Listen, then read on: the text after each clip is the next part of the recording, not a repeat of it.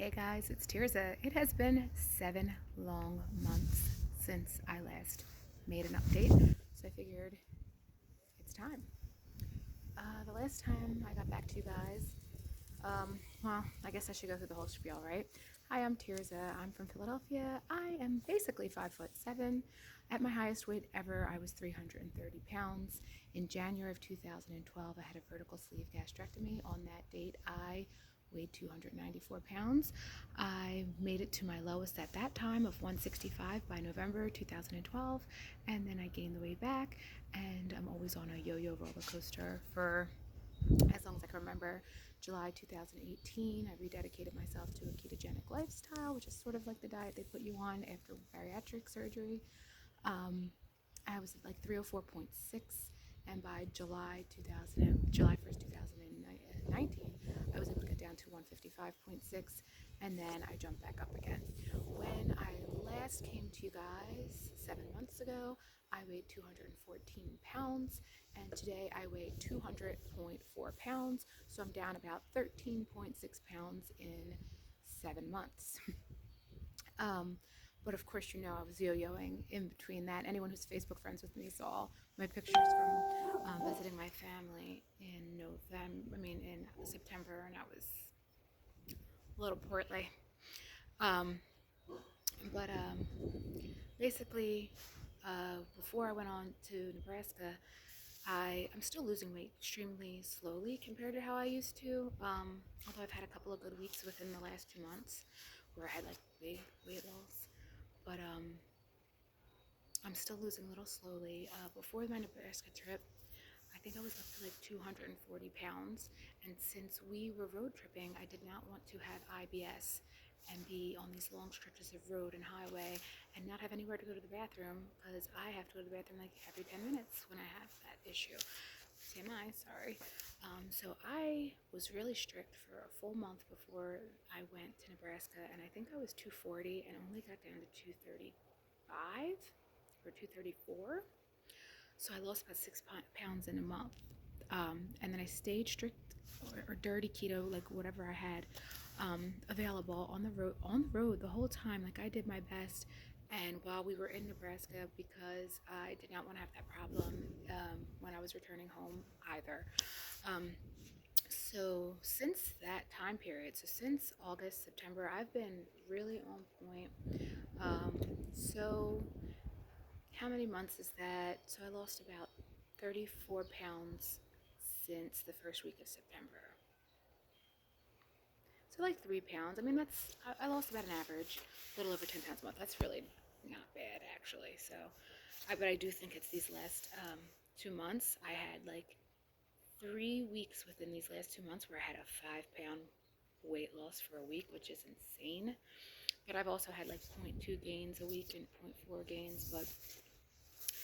So maybe I'm back on track. I don't know. But I do have a fire lit under my butt because, like, I just keep on playing these games with my health and it's not okay. I was still having all the pelvic pain from same as a year and a half ago. I called the GYN. I had an appointment. He said that my uterus was measuring very large, and he wanted me to get another ultrasound. And sure enough, that indeterminate tumor that I have in my pelvic area that they have no idea what it is, that's still there, but it hasn't really grown, so that's good news. But I also had like 3 or 4 nice sized fibroids. So basically, um, they don't want to give you surgery or anything. The fibroids are not dangerous, but it can be very uncomfortable. It makes me look like I'm pregnant. Um, so I was really careful to be a little more clean keto, because low sugar and high cruciferous vegetables can really help with estrogen levels and help shrink fibroids. So I've been really, strict. Um, Also, I still have the spine pain, still can't exercise, still can't do much of anything. I really feel like I'm even worse as a parent than ever before. Apparently, my son agrees with me. Having a lot of personal problems in the family right now. Stinks. But my neck is still bothering me, so I finally said this is it. They're only doing telemed, which is crazy for a spine or back issue. I don't see how they could do that. But I called, I had a telemed appointment. I just said, I wish I could just like get rid of the left side of my body. Like if I could get rid of this left side of my body, my right side feels like a normal person and I feel great. But my neck, I'm hunched over. I have like a rounded back now. I'm getting like a little hunchback on my neck. My posture is really bad from all the pain. Plus, I'm still having the pelvic pain, which has gotten a little better though. So I can't deal with it. So then I said, even the lipoma, I had a doctor say he could get rid of it, but that it could be laying on a nerve and it could be like Pandora's box. Like it could cause more problems trying to fix one problem. But lipoma hurts me all the time. So she said, your spine pain could be possibly the lipoma. Um, let's see if it's resting on a nerve because since everything's on the left side, you even get like these leg pains and stuff. She said it could all be related. She doesn't know for sure, but to go get another ultrasound of the soft tissue on my neck. So I did that, and the lipoma had grown. Not significantly, because the last time I got it measured was in June of last year, so a year and a half. Um, and one measurement, so there's like three measurements. One measurement stayed exactly the same, and the other two grew.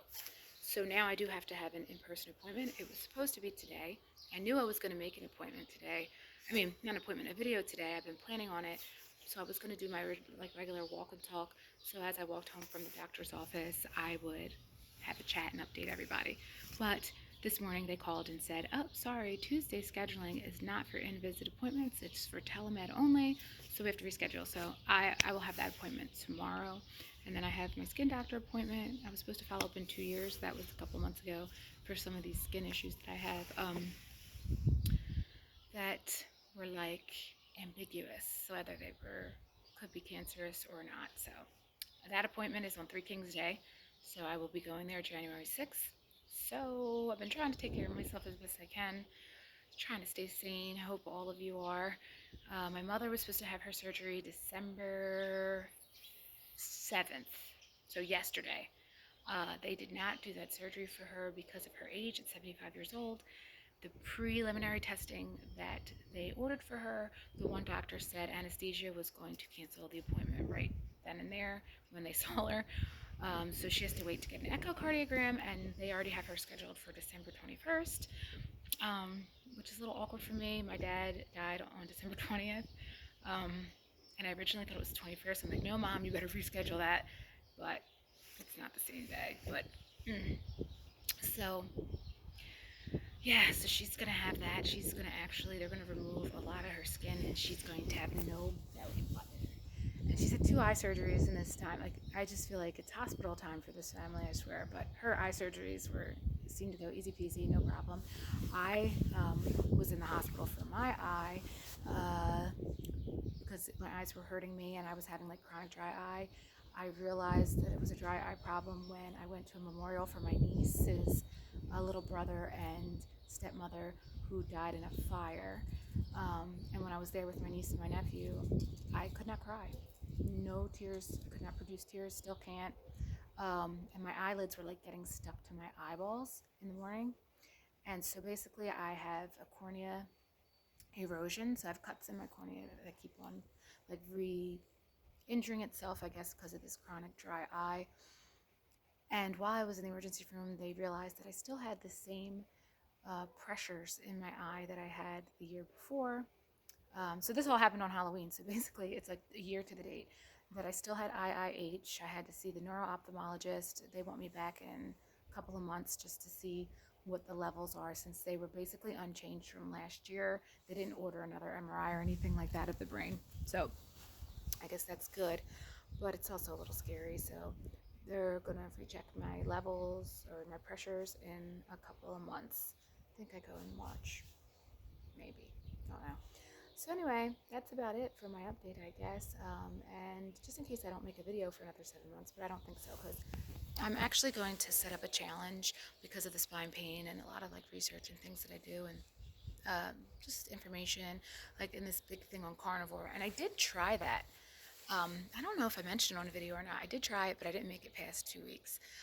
So I think I'm going to do for January 1st a carnivore challenge, but it's going to be more ketovore because I am going to have some plant-based things like coconut oil, coffee, tea, um, and I'm going to allow myself to have dairy. Some people do. Some people will have any animal products, but I will allow myself to still have my heavy cream and my cheese. I'm just going to eliminate nuts and and my vegetables for now, just for a month, and I will actually take hopefully a full body shot, and I will do measurements and see where I lie from January 1st to February 1st. Um, I will probably go back to regular keto at that point because I love vegetables. I loved vegetables when I was 330 pounds. Healthy food was not necessarily the problem. It was that I loved all food, and I compulsively and binge ate every type of food that you could imagine. So that's where it gets sticky. Um, so that's what I'm going to do for January, for the month of January. So I'm going to challenge myself with that. Also, I'm hoping I can start picking up some exercise, but until I find out what's going on with my spine, I don't know that I will, except for walking. And also, another challenge I'm putting to myself, since I can't go anywhere for the holidays, and like I threw Thanksgiving in my own house just for my family that lives there, and it was actually quite delicious, and I was able to stay on plan. We're not going to have our big Christmas Eve thing because my brother lives in Jersey, and New Jersey's rules are pretty strict right now. So he's already actually had the virus. He's fine, thank God. My my daughter, my older daughter, not my little daughter, her best friend since kindergarten. They even still go to the same high school. She considers her friend's dad like her second dad. He passed away from the virus, and he was healthy, only 53 years old. So, I get everyone's got to do what's good for them, and everyone's got to stay as healthy as they can and as safe as they can. So I get it. It is what it is. So I'm going to take advantage of not having these holidays.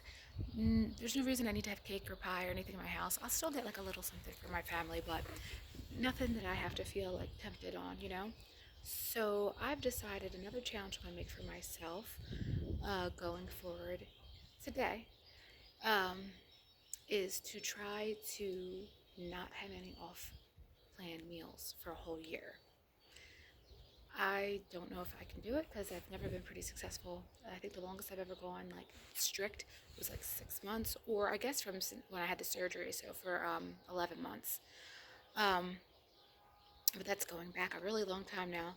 So I want to stay strict for about not strict, but on plan, no off plan. And if I feel like I need to have that compulsive or binge eating thing, I got that. Well, then I'll do dirty keto on that day, but I won't go off plan. So I might eat Rebel ice cream or something, or um, although that's a slippery slope for me, sometimes I gotta be careful. But something like that, like I'll eat pepperoni and cheese or something that I normally wouldn't eat. Um, that's about as off plan as I'll go, is going super dirty keto maybe. That's about it. So I'm gonna try to do that for a whole year and see how I feel and what my results are. Anyway, this video is super long. It's like I tried to make up for the whole 7 months here. But anyway, till next time, guys. Bye.